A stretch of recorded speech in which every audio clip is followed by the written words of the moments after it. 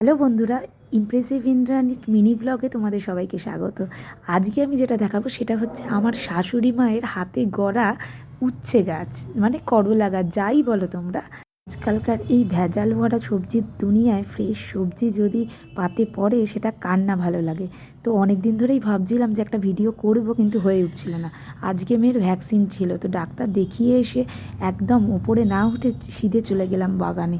গিয়ে দেখি যে মামনির গাছে এত সুন্দর সুন্দর এত করলা পড়ে রয়েছে। এই দেখো চারদিকটা গাছটা যেন ফুলে ভরে গেছে। আমরা সবাই জানি করলা গাছে দু রকমের ফুল হয়, একটা মেল ফুল আর একটা ফিমেল ফুল। ওই দেখো দেখো পাঁচিলের অপর দিকেও কত ফুল ফুটে রয়েছে। এবার তোমরা আস্তে আস্তে দেখতে পাবে যে কতগুলো ও করলা আমি পেলাম। এই দেখো আমিও খুঁজে বেড়াচ্ছি, ছোট ছোট প্রচুর করলা রয়েছে।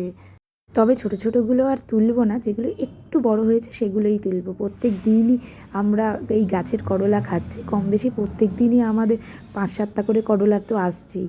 আর তার সাথে সাথে আমাদের আশেপাশের যারা লোক তাদেরকেও আমরা একটু দিয়ে খাওয়ারই চেষ্টা করছি, কারণ আমরা সবাই জানি গাছের ফল যত দেবে তত হবে। আর এই গাছটা তো আমাদের খুব লক্ষ্মী। ওই দেখো আমার মেয়ে টাটা করছে, কারণ এই গাছের ফল মা শারদামণি জন্মতিথির পুজোতে মাও খেয়ে নিয়েছে।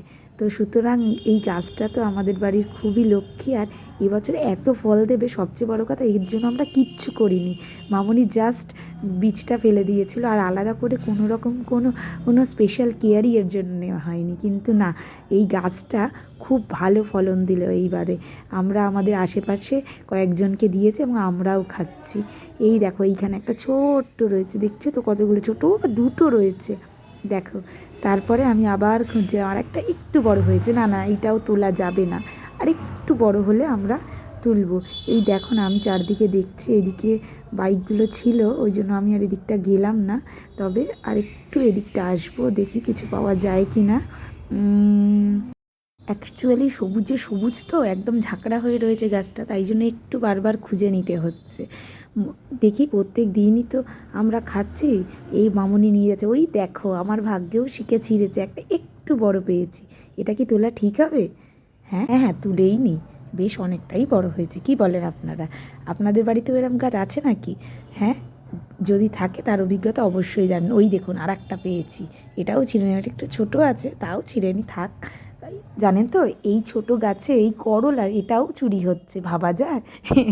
করলাকেও কেউ বাদ দিচ্ছে না চুরি করতে। যাই হোক, ওই দেখুন আর একটা পেলাম। তো যাই হোক, আপনাদের বাড়িতেও হয়তো থাকবে, আপনারা কিন্তু এরকম ফ্রেশ এর ফটো দেবেন। ওই দেখুন বলতে বলতে আমি কিন্তু তিনটে পেয়ে গেলাম। বাহ, ভালোই হলো, মামনিও খুশ হয়ে যাবে। মামনির গাছটা এত, ওই দেখুন পাশের বাড়ির দাদাও আমাকে একটা তুলে দিল। বাহ বাহ, ভালো। ওই দেখো বাবি আবার দুটো পেয়েছে, আবার দুটো। বাহ, আমার তো হাত ভরে গেল। থাক আজকের মতো আর তুলবো না। এই যে আমি ফিরে এলাম, ওপরে চলে এলাম। এই দেখুন আজকের কালেকশন আমার।